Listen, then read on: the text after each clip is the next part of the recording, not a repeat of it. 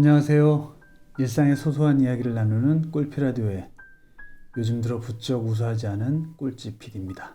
채널 꿀찌TV를 운영하면서 조회수 크게 신경 쓰지 않는 편입니다만 방송국에서 시청률로 프로그램을 평가하듯이 유튜브 채널도 구독자와 조회수가 대중적인 평가의 기준이 될 듯 싶습니다.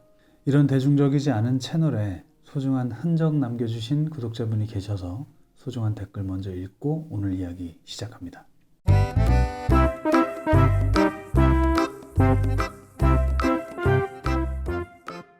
아이디 방국봉님께서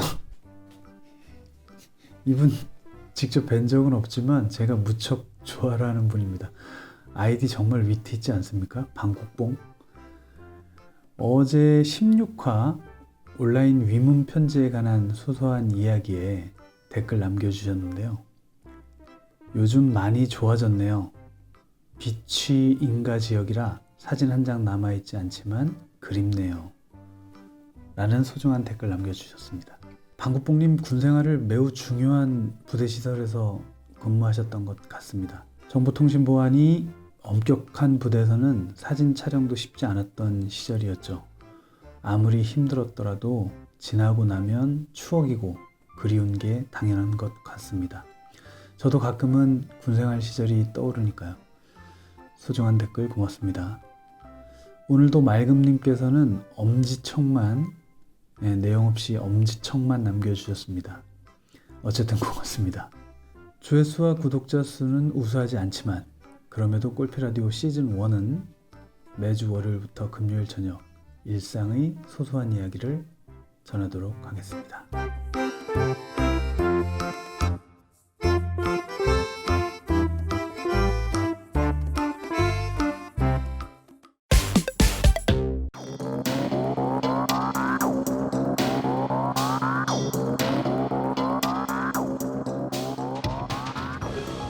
오늘은 박영선 전 중기부 장관이 서울시장 출마를 공식적으로 선언한 날입니다. 21분 콤팩트 도시화라는 특이한 공약을 내세웠는데요. 꿀찌TV의 콘텐츠 공통 분모가 되는 키워드 숫자가 53인 것처럼 박영선 서울시장 후보가 내세운 21이라는 숫자에도 어떤 의미가 내포되어 있는 건 아닐까라는 생각이 스칩니다.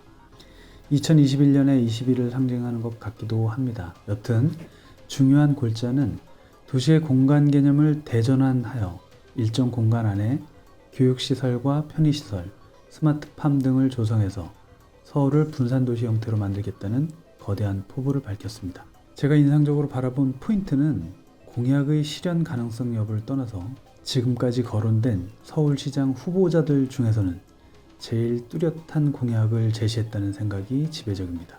국민의힘 당 측에서는 아직 눈치 싸움 중인 느낌이고 경선을 치러야 할 당내 경쟁자인 우상호 의원은 서울의 개혁이라는 기치를 내세웠지만 구체적인 제안과 공약은 아직 와닿지 않는다는 느낌입니다. 오늘의 소소한 일상의 주제를 이야기하기 전 서론이 필요 이상으로 길었습니다. 서울시장 출마 후보에 관한 이야기를 한 이유는 사실 요즘 전세대란을 직접 체감하고 있는 상황이기도 하고 대통령이 누가 됐든 서울시장이 누가 됐든 왜 서민들이 좀 마음 편하게 살 수 있는 부동산 정책을 바로잡을 수가 없는 걸까? 라는 한숨 섞인 생각을 하다가 스친 한 사람이 있습니다.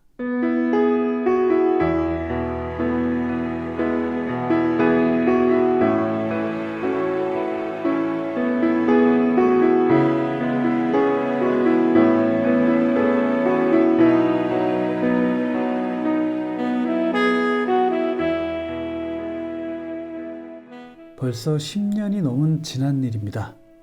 제가 예전에 살던 아파트 주인에 관한 이야기인데요. 오늘은 그분이 생각나서 제 휴대폰 전화번호 주소록을 살폈는데 아쉽게도 번호가 삭제됐더군요. 상식적으로 집주인 전화번호를 10년 넘게 저장하고 있을 사람이 어디 있겠습니까? 많은 제가 그 집주인을 떠올린 이유에는 이런 소소한 이야기가 있습니다.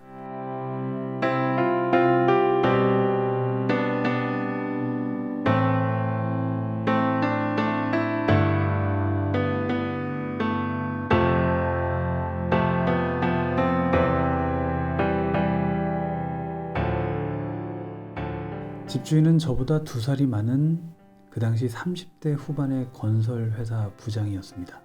어떻게 직업까지 알 수 있었냐면요, 그분과 몇 차례 술을 마셨거든요. 집주인과 세입자가 술자리를 갖는 경우가 흔한 일인지는 모르겠지만 제 기억으로는 2-3번 정도 둘이서 술을 마셨던 것 같습니다. 그 당시에는 제가 정규직은 아니었지만 프리랜서 PD로서 매주 레귤러 프로그램을 연출하던 때였고 지방을 오가며 바쁜 나날을 보내던 때였습니다. 그때 만난 2살 연상의 집주인은 제가 살던 전셋집을 놔두고 근처 아파트에 전세로 살고 있었습니다. 나중에서야 그 집주인이 부동산으로 재테크를 하고 있었다는 걸 알게 됐는데요. 그분이 제게 술자리에서 한 말이 인상적이기도 했고 과연 사실일까 라는 생각이 들었습니다. 그 집주인은 제게 전셋값을 올릴 생각이 없으니 집을 장만할 때까지 오랫동안 살라는 말을 했습니다. 술자리였지만 귓등으로 흘려들었죠. 그 말이 사실인지 거짓인지 확인할 수도 없었고 계약이 완료되는 시점에 저는 개인적인 사정상 이사를 했어야 했습니다. 그런데 이사한 후부터 전셋값이 상상외로 치솟기 시작했습니다. 전세 대란을 직접 체감할 수밖에 없었고 그 상황은 2년마다 연속이었습니다.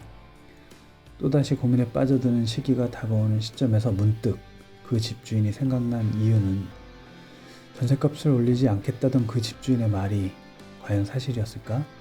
만약 그 집에 계속 세입자로 살았다면 지금껏 계속 계약을 연장하면서 살 수 있었을까? 라는 어리석은 상상을 했습니다.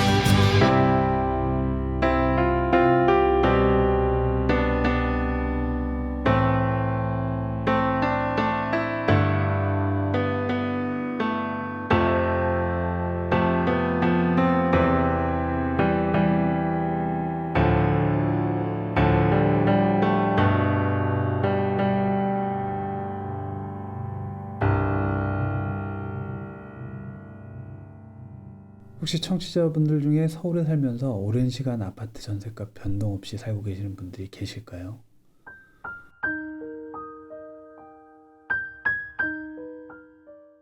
오늘 저녁 식사를 같이 한 이웃 사촌 형님이 한 사례를 이야기해 주셨는데 8년 동안 전셋값을 올리지 않았던 집주인이 실제로 있었다고 하더군요.